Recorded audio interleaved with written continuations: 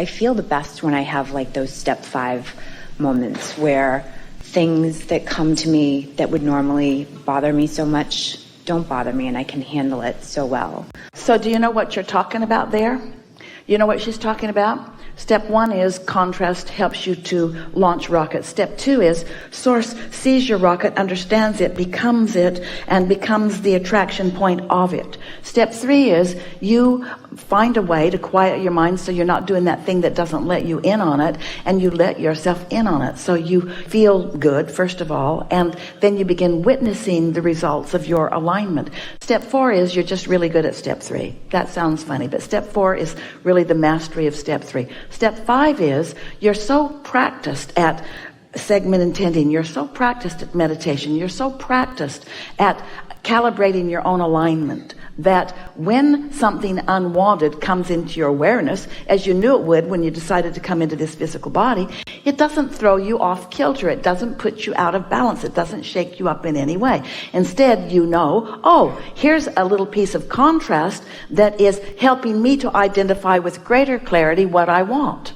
It's contrast that I don't think I would have chosen, but the fact that it's here is all right because it's giving me information, because there's no ending to creation, no ending to it. There's always going to be more to choose from and more contrast to consider. And so when you know that, so you don't freak out over the contrast, then you take pleasure in the contrast in the same way that you take pleasure in a buffet that includes things that you're not planning to eat. You don't freak out and insist that they take all that stuff away that you don't eat. You just choose around it because you're good at this. You're not out of control. You have control of your vibration and you know it, and it feels good to you. Mm-hmm. So I guess my question is, you know, even with meditation, when there's things that happen that are just out of your control, and, you know, big things, deaths or, you know, things that might happen to children, it's difficult to stay in that, you know, alignment. What would you recommend aside from meditation? Well, we would recommend that you stop saying that it's difficult. We'd recommend that you do a different segment intending. What you basically just did was to take your notebook and you just said, I feel sadness over many things I see. And if you're really segment intending, if you're really wanting to merge yourself with your inner being, which is the ultimate step 5 moment, then your sentiment would be something like, there are unwanted things amidst many wanted things. And I love focusing on the wanted things no matter what. There are so many more things wanted than unwanted in every moment in time for everyone.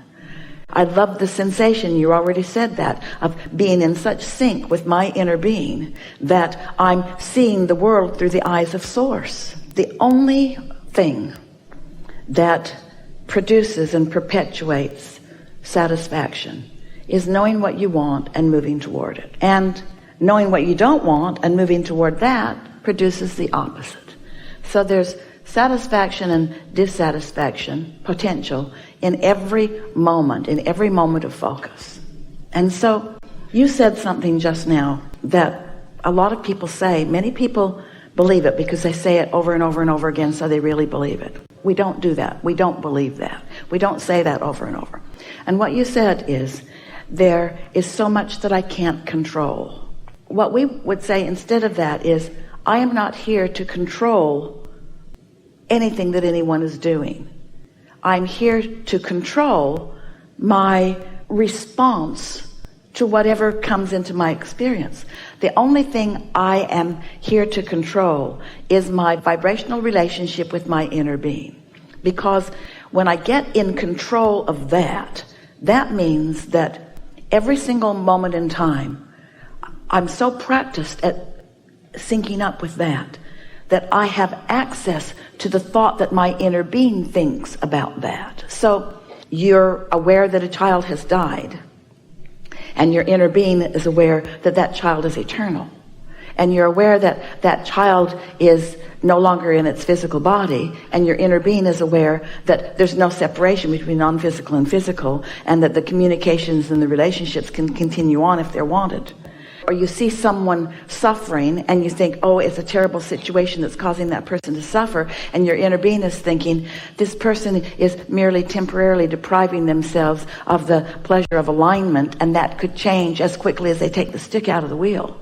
When you give yourself the knowledge-based ability to hook up with your inner being and what your inner being knows about every situation, then, and really only then, are you the person in this body, in this time and space, in the way that you intended as you came. Not one of you said, I'm coming, but I'm not going to use my guidance system, and I'm not going to hook up with my greater knowing. So I'm going to follow the herds, and I'm going to disconnect myself from my true nature of who I am. So I'm going to feel insecure instead of secure, and I'm going to live in poverty instead of in abundance, and I'm going to live in hatred and meanness instead of love. Not one of you said that. And yet what you do perpetuate as a mass consciousness is sometimes those things happen and I just can't help it. And we proclaim that is not true. You can help it. Situations do not have to control your emotions. Your emotions can control your relationship with situations, you see. But you got to get the horse before the cart. As you begin this process of segment intending, have we hooked you on it a little bit? As you begin this process of segment intending, what you're going to notice is, in a very short period of time, as you said, just by the way it shows up in your life experience, you're not going to be willing to let go of this powerful tool. You're not going to be willing to let it be a crapshoot or potluck. You're not just going to blunder into your days and whatever happens, happens, and then you lick your wounds and go home and hope for something better tomorrow. Instead, you're going to get so good at getting out ahead of it, and you're going to revel in how quickly things happen that are of benefit to you. Esther, before she came down, she's coming through the back way, and she took a trial run last night, and it's always a little confusing because there's lots of hallways and it's weird back there. An elevator to one floor, and then a little walking, and then to another floor, and so on. And so she sat right before she walked out the door, and in her notebook she wrote, now it seems silly to write a segment about something that's going to only last 5 minutes, but Esther wrote, I really like being in the hallways of these hotels and acknowledging all of these lovely people that make these places work. I adore the feeling of appreciation that I feel as I witness so much going on that most people don't get to see. I love the feeling of we're all in this together, and I so appreciate these people behind the scenes. And I am anticipating a really fun interaction as I moved to the hotel room. And so first thing that happened was she couldn't remember what floor she was supposed to get off on. But when she got to the elevator, a nice man said to her, who works behind the scenes, this is the service elevator. And Esther said, I know, they told me I could use it, but I've forgotten where I'm supposed to go. So he got on and showed her. It was so nice. And Esther knows she just rendezvoused with the information that she needed, and then she met him every segment of refreshment. Every time she went back, there he was to show her where the bathroom was. And, oh, wait a minute, you're going the wrong way. He was like he'd been assigned by the universe to watch out for her. And Esther knows that. She's not missing that. She doesn't think that this is a coincidence or a lucky thing. She knows for sure that she vibrationally aligned with him as she got out ahead of it with the words that she wrote. They have a heart connection that goes far beyond what either one of them would deserve to have from each other in this brief little interaction that they're having in time. In other words, this is a big deal, this relationship that she has with this sweet young man who is behind the scenes, who for some reason just feels like going over there every time Esther needs him over there.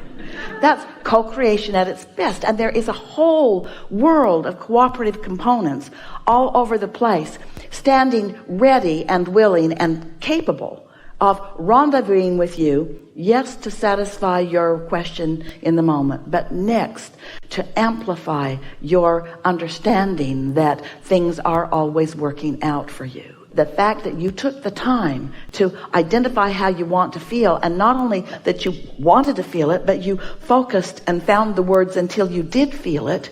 You contoured your point of attraction on purpose. And now the world around you is going to show you in manifestation after manifestation exactly what you conjured on your page. It doesn't take very much of that before you know you've got control of your vibration. Therefore, you've got control of your point of attraction. Therefore, you are the deliberate creator of your own reality, you see. And can you imagine how your inner being feels when you start receiving the messages that your inner being is offering constantly? What a dance we all do together, you see.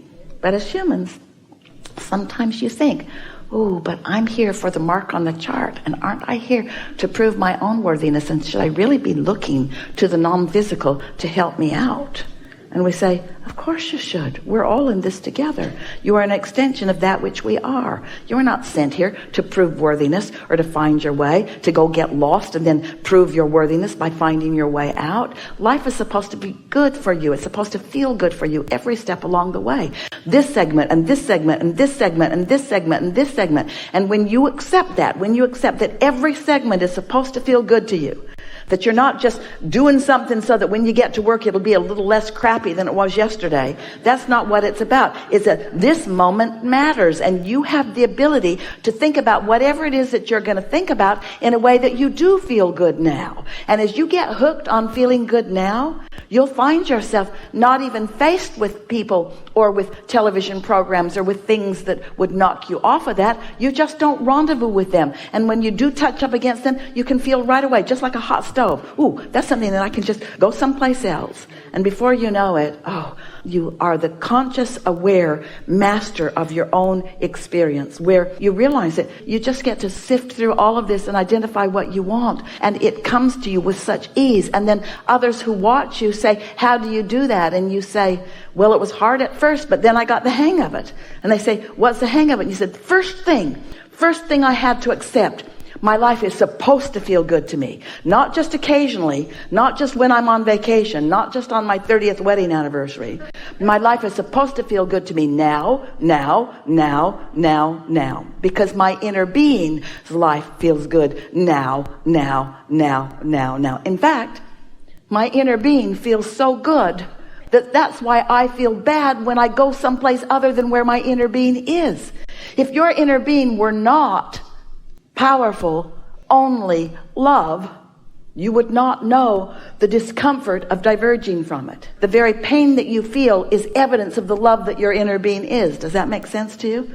We have enjoyed this day more than any that has ever come before.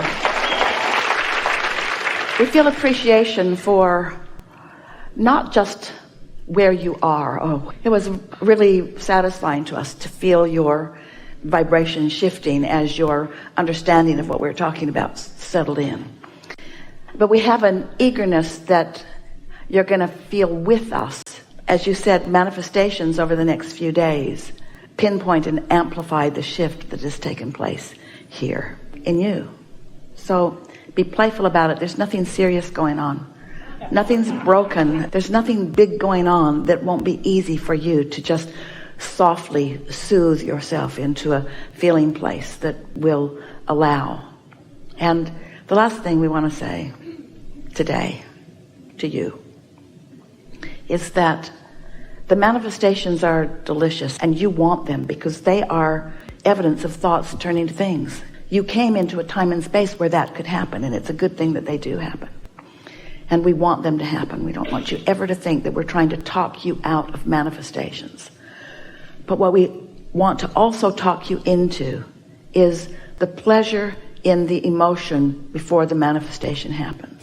We want the words on the page to generate within you as much love and feeling of well-being as the manifestation will give you as it brings its proof of your worthiness. You see what we're getting at? We want you to accept the emotion that you are able to accomplish right now as evidence of, even call it a emotional manifestation. When you write something and it makes you feel a way, Isn't that a manifestation? So as you acknowledge it and savor it and stick around it and milk it and feel until you practice and calibrate to the feeling of it, and then more and more and more and more and more of that happens, people will see you as the light that you are. They'll notice you when you walk in a room. They'll wonder what you've got going on. They'll gravitate to the purity that is you. They will find love just being around you, even if you don't rendezvous with them.